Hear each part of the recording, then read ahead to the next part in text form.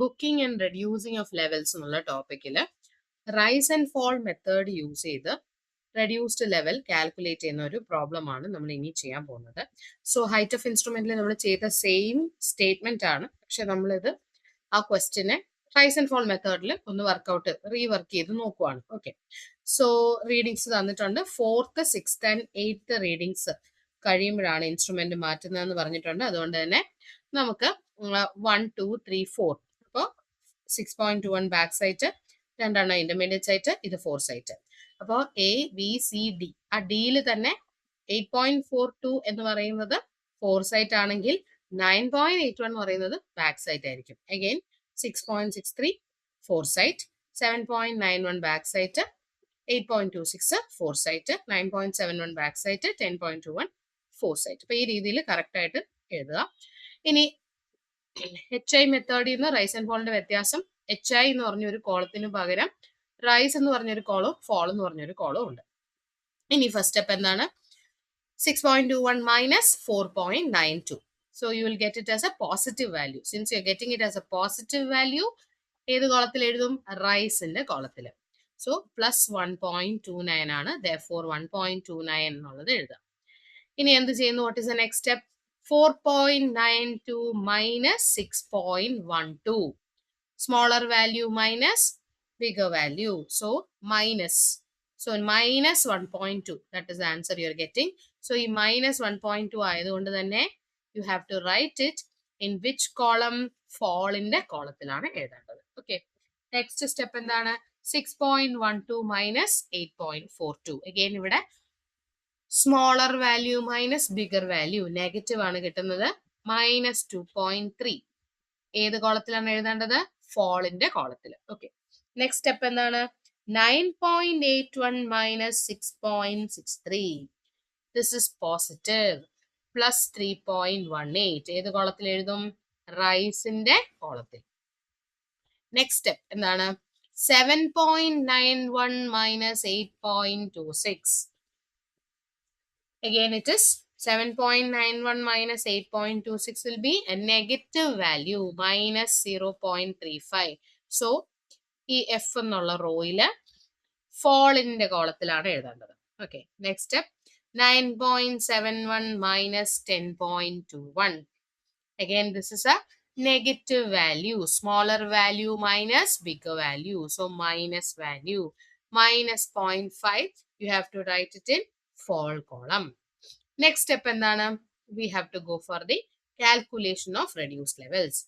Given reduced level of first station 100 meters. So this is the benchmark. So 100 plus 1.29. 100 കഴിഞ്ഞ് അടുത്ത റോയിൽ വരുന്നത് rice ആണ്. So 100 plus 1.29.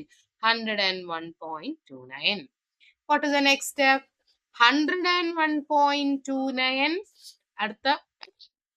അടുത്ത റോയിൽ വരുന്നത് എന്താണ്? ഫോളിന്റെ കോളത്തിലാണ്. അപ്പൊ 101.29 minus 1.2, 100.09. Next step 100.09 minus 2.3, 97.79. 97.79 plus 3.18. 97.79 plus ആണ്, കാരണം നെക്സ്റ്റ് റോയിൽ വരുന്ന ഈയുടെ അവിടെ വരുന്ന റൈസ് ആണ് 3.18 അല്ലെ. സോ 97.79 പ്ലസ് 3.18 എത്ര വരും? 100.97. Next step will be 100.97 minus 0.35, 100.62. Next step 100.62 minus 0.5, 100.12. Now we have to do the arithmetic check. So we have to calculate the sum of backside readings. You will get it as sigma bs 33.64. Then sum of foresight ന്റെ കോളത്തിലുള്ള എല്ലാ value add ചെയ്യുക, സിഗ്മ fs കിട്ടും. Rise എന്നുള്ള കോളത്തിലുള്ള എല്ലാ വാല്യൂസും add ചെയ്യുക, സിഗ്മ റൈസ് കിട്ടും. ഓക്കെ, ആൻഡ് ഫോളിന്റെ കോളത്തിൽ എല്ലാം ആഡ് ചെയ്യുക, സിഗ്മ ഫോൾ. ഒരു കാര്യം പ്രത്യേകിച്ച് ശ്രദ്ധിക്കുക, റൈസ് എന്നുള്ള കോളത്തിനകത്ത് പിന്നീട് പ്ലസ് ഇടേണ്ട കാര്യമില്ല. അതുപോലെ തന്നെ ഫോൾ എന്നുള്ള കോളത്തിനകത്ത് പിന്നീട് മൈനസ് എന്ന് ഇടേണ്ട കാര്യമില്ല. അങ്ങനെ വന്നു കഴിഞ്ഞാൽ തെറ്റും. ഓക്കെ, അപ്പൊ മോഡുലസ് അതായത് സൈൻ ഇല്ലാതെ വേണം ഇതിനകത്തോട്ട് എൻ്റർ ചെയ്യാൻ. Okay, next step arithmetic check. What you have to do? Sigma B S minus sigma F S എത്ര കിട്ടുന്നു? 0.12. ഇനി sigma rise minus sigma fall. അപ്പൊ ഇതൊരു അഡീഷണൽ ആയിട്ട് നമ്മളൊരു ചെക്ക് ചെയ്യാണ് അല്ലെ. എച്ച് ഐ മെത്തേഡിൽ ഈ ഒരു ചെക്ക് ഇല്ലായിരുന്നു. Sigma rise minus sigma fall also you are getting last reduce level minus first reduce level, that is also 0.12. So മൂന്നും ഈക്വൽ ആയിട്ട് കിട്ടി. Therefore the calculation is correct. The next topic is the comparison between height of instrument method. Height of instrument method is also called as line of collimation method, right? And rise and fall method. So ഇത് ചെയ്താൽ നമുക്ക് എന്ത് മനസ്സിലായി? HI method ആണ് കുറച്ചുകൂടെ fast ആയിട്ട് ചെയ്യുന്നത്, rapid ആണ്. റൈസ് ആൻഡ് ഫോൾ കുറച്ചുകൂടെ ടൈം കൺസ്യൂമിങ് ആണ്. അതുപോലെ ഹൈറ്റ് ഓഫ് ഇൻസ്ട്രുമെന്റ് മെത്തേഡിൽ കമ്പ്യൂട്ടേഷൻ കുറച്ചുകൂടെ ഈസിയർ ആൻഡ് ഫാസ്റ്റർ ആണ്. റൈസ് ആൻഡ് ഫോൾ മെത്തേഡ് കുറച്ചുകൂടെ computation as it takes more time, it is laborious also. Because നമ്മൾ പിന്നെയും ആ റൈസ് ഫോള് കാൽക്കുലേറ്റ് ചെയ്ത് 2 എക്സ്ട്രാ കോളം ഉണ്ട് അല്ലേ, റൈസും ഫോളും കൂടെ കാൽക്കുലേറ്റ് ചെയ്യുന്നുണ്ട്. മറ്റേതിൽ HI മാത്രമേ ഉണ്ടായിരുന്നുള്ളൂ. അപ്പൊ റൈസും ഫോളും കാൽക്കുലേറ്റ് ചെയ്ത് തൊട്ട് മുമ്പത്തേന്ന് ഇങ്ങനെ വാല്യൂ കുറച്ചിരിക്കുകയാണ്. Okay, so more computation is involved.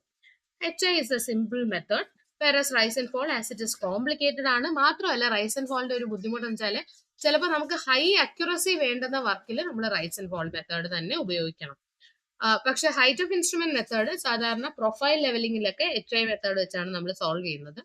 HI method നമുക്ക് പ്രൊഫൈൽ ലെവലിംഗ് എന്നൊക്കെ പറയുമ്പോൾ അവിടെ നമുക്ക് ഹൈ അക്യുറസി അല്ല, ഒരു ലെവൽ ഡിഫറൻസ് ഒക്കെ മതി. അപ്പൊ അങ്ങനെയൊക്കെ ഉള്ള സമയത്ത് പ്രൊഫൈൽ ലെവലിംഗിലെല്ലാം HI മെത്തേഡാണ് ഉപയോഗിക്കുന്നത്. അതുപോലെ HI മെത്തേഡിന്റെ അപ്പൊ ഇത്രയും പറഞ്ഞാൽ നമ്മൾ അഡ്വാൻറ്റേജസ് ആണ്. HI മെത്തേഡ് ഈസി ആണെന്ന് പറഞ്ഞു, പക്ഷെ അക്യുറസി കൂടുതൽ റൈസ് ആൻഡ് ഫോൾ മെത്തേഡിനാണെന്ന് പറഞ്ഞു. ഇനി റൈസ് ആൻഡ് ഫോൾ മെത്തേഡിൽ നിങ്ങൾ ഇപ്പോ അരിത്തമെറ്റിക് ചെക്ക് ചെയ്തപ്പോ ശ്രദ്ധിച്ചു കാണും, sigma rise minus sigma fall. ഇപ്പൊ റൈസും ഫോളും കാൽക്കുലേറ്റ് ചെയ്യുമ്പോൾ അവിടെ നമ്മൾ ഇന്റർമീഡിയറ്റ് സൈറ്റും കൂടെ എടുത്തുകൊണ്ടാണ് നമ്മൾ എന്താണ് റൈസ് ഫോൾ എന്നുള്ള വാല്യൂ വരിക. അപ്പൊ ഇന്റർമീഡിയറ്റ് സൈറ്റിൽ എന്തെങ്കിലും എറർ ഉണ്ടെങ്കിൽ HI മെത്തേഡിൽ നമുക്കത് കണ്ടുപിടിക്കാൻ പറ്റില്ല. പക്ഷെ റൈസ് ആൻഡ് ഫോൾ മെത്തേഡ് ആണെങ്കിൽ ഇന്റർമീഡിയറ്റ് സൈറ്റിൽ ഏതെങ്കിലും വാല്യൂ തെറ്റുണ്ടെങ്കിലും നമുക്ക് അതില് ആ എറർ നമുക്ക് ഡിറ്റക്ട് ചെയ്യാനും നമുക്ക് കണ്ടുപിടിക്കാനും പറ്റും. ആ എറർ നമുക്ക് ഒന്നുകൂടെ എവിടെയാണ് തെറ്റ് വന്നതെന്ന് വെച്ചാൽ അത് പോയി കറക്റ്റ് ചെയ്യാനും പറ്റും. അപ്പൊ റൈസ് ആൻഡ് ഫോള് നമുക്ക് ഇന്റർമീഡിയറ്റ് ലെവൽസ് അല്ലെങ്കിൽ ഇന്റർമീഡിയറ്റ് സ്റ്റേഷൻസിലുള്ള ഒരു കറക്ഷൻ കൂടെ നമുക്ക് അപ്ലൈ ചെയ്യാൻ പറ്റും. ഏത് മെത്തേഡിൽ? Rise and fall. അപ്പോൾ ഇൻ നട്ട്ഷെൽ നമ്മൾ പറയുകയാണെങ്കിൽ പെട്ടെന്ന് ചെയ്യാൻ പറ്റുന്നത് ഹൈറ്റ് ഓഫ് ഇൻസ്ട്രുമെന്റ് മെത്തേഡ് ആണ്. ഇപ്പൊ rise and fall of course സമയം എടുക്കും. ഇനി HI മെത്തേഡ് എന്നുവെച്ചാൽ അക്യുറസി എന്ന് പറയുന്നത് ഏതിനായിരിക്കും കൂടുതൽ? റൈസ് ആൻഡ് ഫോളിനാണ് അക്യുറസി കൂടുതൽ. ലെസ് ആയിട്ടുള്ള പ്രിസിഷൻ ഉള്ള മെത്തേഡാണ് HI മെത്തേഡ്. പ്രൊഫൈൽ ലെവലിങ്ങിനൊക്കെയാണ് ഇത് ഉപയോഗിക്കുന്നത്. ഇനി അക്യുറസി കൂടുതൽ എന്ന് പറയുമ്പോൾ നമുക്ക് ഇന്റർമീഡിയറ്റ് സൈറ്റിലുള്ള എന്തെങ്കിലും തെറ്റുണ്ടെങ്കിൽ അത് മനസ്സിലാക്കി കറക്റ്റ് ചെയ്യാൻ റൈസ് ആൻഡ് ഫോളിന് പറ്റും. വേറസ് HI മെത്തേഡിൽ there is no check in the reduction of levels for intermediate sites. അതുകൊണ്ട് തന്നെ ഇന്റർമീഡിയറ്റ് സൈറ്റിൽ എന്തെങ്കിലും എറർ ഉണ്ടെങ്കിൽ അത് ഡിറ്റക്ട് ചെയ്യാൻ പറ്റില്ല in the case of HI method. Whereas intermediate സൈറ്റിലുള്ള എറർ ഡിറ്റക്ട് ചെയ്യാൻ പറ്റും ഏതില്? Rice and fall. പിന്നെ ആ അരിത്തമെറ്റിക് ചെക്കിലുള്ള വ്യത്യാസം. അപ്പൊ ഇത്രയാണ് നമുക്ക് മെയിൻ ആയിട്ടുള്ള ഡിഫറൻസ് ആയിട്ട് വരുന്നത്. Okay, booking and reducing of levels എന്നുള്ള ടോപ്പിക്കില് rise and fall method use ചെയ്ത് റെഡ്യൂസ്ഡ് ലെവൽ കാൽക്കുലേറ്റ് ചെയ്യുന്ന ഒരു പ്രോബ്ലം ആണ് നമ്മൾ ഇനി ചെയ്യാൻ പോകുന്നത്. സോ ഹൈറ്റ് ഓഫ് ഇൻസ്ട്രുമെന്റിൽ നമ്മൾ ചെയ്ത സെയിം സ്റ്റേറ്റ്മെന്റ് ആണ്, പക്ഷെ നമ്മളിത് ആ ക്വസ്റ്റ്യനെ റൈസ് ആൻഡ് ഫോൾ മെത്തേഡിൽ ഒന്ന് വർക്ക്ഔട്ട് റീവർക്ക് ചെയ്ത് നോക്കുവാണ്. ഓക്കെ, സോ റീഡിങ്സ് തന്നിട്ടുണ്ട്. 4th, 6th and 8th readings കഴിയുമ്പോഴാണ് ഇൻസ്ട്രുമെന്റ് മാറ്റുന്നതെന്ന് പറഞ്ഞിട്ടുണ്ട്. അതുകൊണ്ട് തന്നെ നമുക്ക് 1, 2, 3, 4 അപ്പോൾ 6.21 ബാക്ക് സൈറ്റ്, 2 ഇന്റർമീഡിയറ്റ് സൈറ്റ്, ഇത് 4 സൈറ്റ്.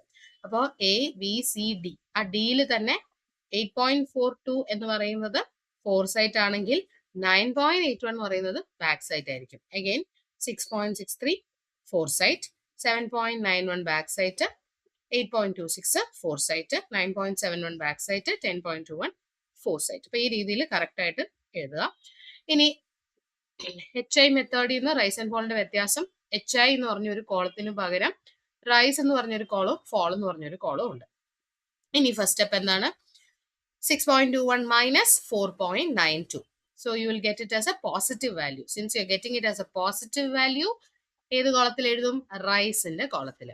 സോ പ്ലസ് 1.29 ആണ്. therefore 1.29 എന്നുള്ളത് എഴുതാം. ഇനി എന്ത് ചെയ്യുന്നു? What is the next step?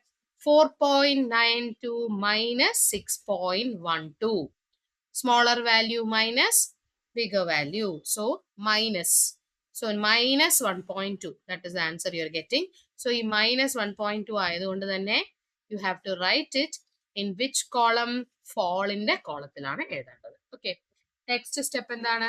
6.12 minus 8.42. Again ഇവിടെ smaller value minus bigger value. Negative ആണ് കിട്ടുന്നത്. Minus 2.3. ഏത് കോളത്തിലാണ് എഴുതേണ്ടത്? Fall ന്റെ കോളത്തിൽ. Okay. Next step എന്താണ്? 9.81 minus 6.63. This is positive. Plus 3.18. ഏത് കോളത്തിൽ എഴുതും? റൈസിന്റെ കോളത്തിൽ. നെക്സ്റ്റ് സ്റ്റെപ്പ് എന്താണ്? 7.91 minus 8.26. Again it is 7.91 minus 8.26 will be a negative value, minus 0.35. So ഈ എഫ് എന്നുള്ള റോയില് ഫോളിന്റെ കോളത്തിലാണ് എഴുതേണ്ടത്. Okay. Next step 9.71 minus 10.21. Again this is a negative value, smaller value minus bigger value. So minus value, minus 0.5. You have to write it in fall column. Next step endana? We have to go for the calculation of reduced levels. Given reduced level of first station 100 meters. So this is the benchmark. So 100 plus 1.29.